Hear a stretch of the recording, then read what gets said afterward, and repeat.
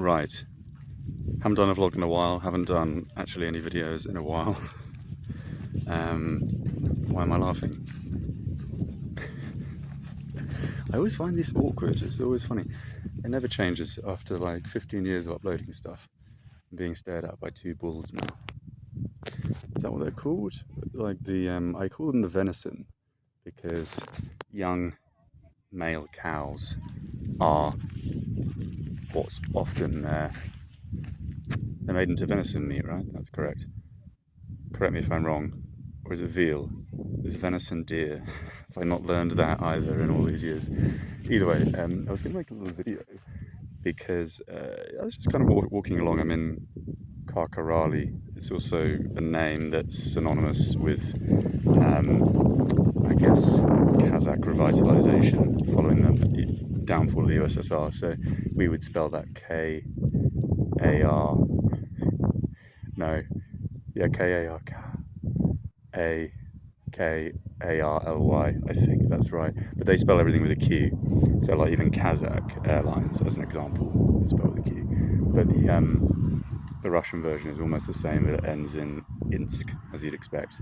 What am I talking about? Who knows? My point is, there's a very nice mosque here, which I am a fan of actually, because I like the simplified design on the outside, which is often what you expect with mosques anyway, because I'm pretty sure they're not allowed to depict kind of human, animal life forms, except the one in Damascus, which was destroyed partially during the conflict, which was one of the only ones in the world, I believe, that has mosaics of animals on it. You might want to look that up. That is true, but I don't know the reason why. But that's why that particular place in Damascus was so famous. My point was, and I really like the teal minarets, you're seeing this a lot, not just in Kazakhstan, but in Central Asia. And this goes with the narrative that's being supplanted that everybody here is related to Turkic people, or they share the Turkic language group, I should say, which is correct. And consequently, they are synonymous with Turkish culture. It's a form of Turkish imperialism which isn't deriving from Turkey, as I've expressed before many times, and people would not agree with it because people don't have the time to research these things because you work 9 to 5 for the most part, and without sounding insulting, I don't. So I'm just reading about this stuff 10 hours a day over the course of 20 years, and I already have a negative disposition with respect to mainstream narratives, so the resources that I'm using are often banned resources, things that you'll find in archive.org that were depublished years ago, that are even on blacklists, let's say, for being offensive or extreme, which is the kind of material that you want to look at, because anyone that bans books is usually often responsible for the dissemination of false information and the censorship of that which is righteous and true. Not a tangent day, but these mosque scenarios you're seeing everywhere, and people might say, well, it's because religion was oppressed during the USSR, and that since then the construction of religious monuments and sacred sites has become more apparent. It has become more apparent indeed, but it's not natural. At least that's how I see it.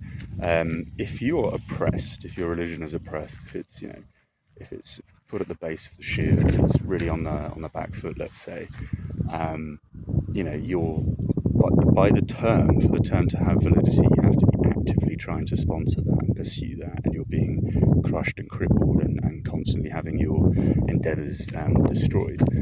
That's very different to living in a society where, yes, it is against the rules, but you're comfortable with it not being a part of the rules. The Soviet Union collapsed, early 90s, so it has been a very long time, over 35 years, almost 35 years since then. And if you really have an oppressed religion or oppressed ideology as a whole, that would resurface and rekindle almost instantaneously, because it's something that has to be active.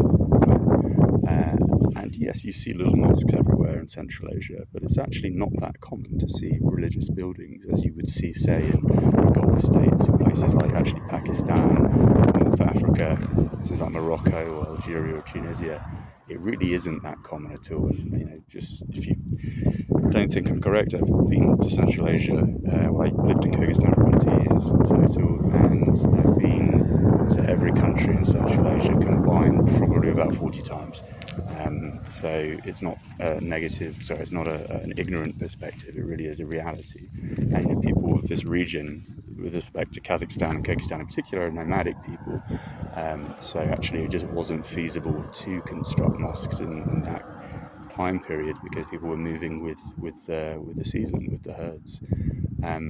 My point is, again, without tangenting, that these projects, you'll often have plaques on them where they're funded by Saudi Arabia, Turkey, wealthy Gulf state countries, for the most part. And it's not something that's natural at all. And I find it very oppressive, actually. As beautiful as I find many of these mosques, people will take an alternative perspective, but I do believe it's ignorant because you have to follow where the money comes from. It's not organic if it doesn't derive from the resources of the community, because that represents their projection of value with respect to the religion in itself, with respect to the religion in question. And of course, value isn't necessarily seen as constructing giant mosques, spending a lot of money. That doesn't necessarily mean you're more loyal and more faithful to your religion. People interpret faith in many different ways. People interpret value in many different ways. And I find it, again, very materialistic as well as very oppressive that these projects are constructed with such magnitude, and aside from the logical fact that the resources are being taken away from schools and hospitals, which are often very dilapidated in this region. And if religion is let's say, the emblem of religiosity, moral behavior, and moral standing, then it should take a back foot if there aren't the resources available to then distribute them to things that are more important, like hospitals and schools. So again, it's no different if you look at big old Catholic churches, and the interiors are so lavish and obscenely luxurious, and all that money was taken away from the plebs and the peasants in the medieval period for the most part. There's really no difference there. It's just we're seeing it today when construction materials are more readily available, construction methods are more readily understood, and things can be more easily and readily built with probably less of a construction cost. But that really still doesn't detract from the fact that they are still expensive relative to the community that we're in. This is a very tiny place, traditionally a Soviet place, I would say. It's a Soviet mountaineering, ski and sports hub. And there are no Orthodox churches here, which often you would see in a lot of places in Kazakhstan and Kyrgyzstan, former Soviet republics, because a lot of Russian people were living here. So it's not like it's competing, which you also see in some cities like Aktobe, where there's traditionally a large Orthodox church, and then they build an even bigger mosque.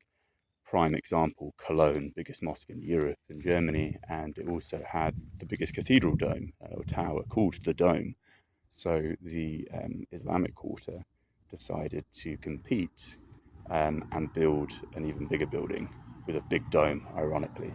So yeah, it's very totalitarian, it's very Gulf state, hence where the funding comes from. I don't think it sits comfortably within Kazakh culture, Kyrgyz culture, and even though they're dissimilar to say, the Farsi language network down in Tajikistan and further afield, I still find in Central Asia as a whole, even in Uzbekistan, that mosques aren't as prevalent as elsewhere, and that what you see, for the most part, is modern construction. They're not old mosques for the most part. There are, of course, some, and they're very small, and they fit in perfectly with the community relative to the population that they were geared towards.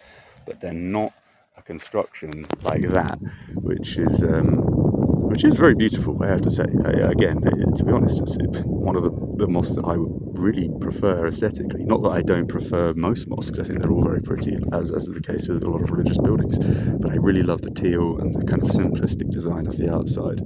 But this is just a tiny mining village, and it's just so out of cue. It's making a statement, and the statement is power, control.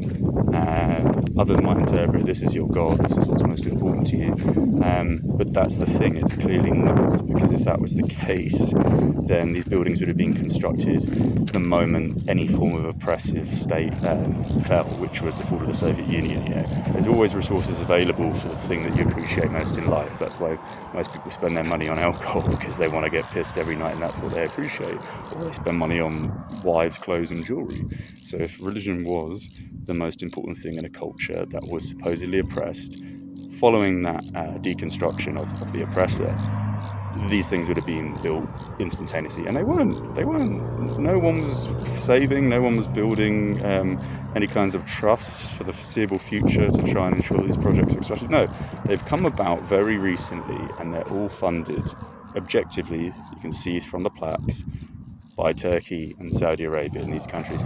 And without going too conspiratorial in this video, and it's not a negative video, I'm just making the point because I was thinking about it on the walk up, it goes further than that. The idea of religion, well, it's debatable, but its use is certainly not, in my opinion, will always be used by those in a position of authority to create a form of cliquism, to draw artificial borders and boundaries, and to create artificial unorganic blocks, if you like, that can then be used for geopolitical purposes against other countries, other regions, etc. And that's really what we're seeing here in Central Asia.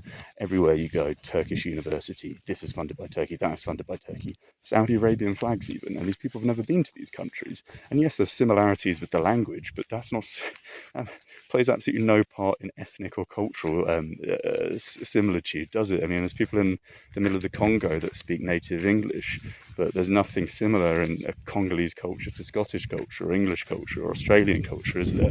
Language doesn't discern that there is an absolute kind of comparable nature to two communities or societies. This is very beautiful as well. I'm sure you're aware I'm a fan of blue watch, blue shirt, blue shoes, big fan of blue hat. So that's gorgeous. But yeah, anyway, aside from that, I'm going to do a lot of videos today. So if you're interested in national parks, I'll be here for a week, and I'll be doing 3 days in and around this area, seeing the cultural sites, because even if it's a small town, there's a lot to see here, given its history. And then I'll be up in the mountains in the national park, seeing some fantastic topography. So yeah, there we go. And here we go here. This is gorgeous. Love it. So yeah, stay tuned if you want to see something a little bit different from your mainstream pranksters or whatever it is people tune into nowadays.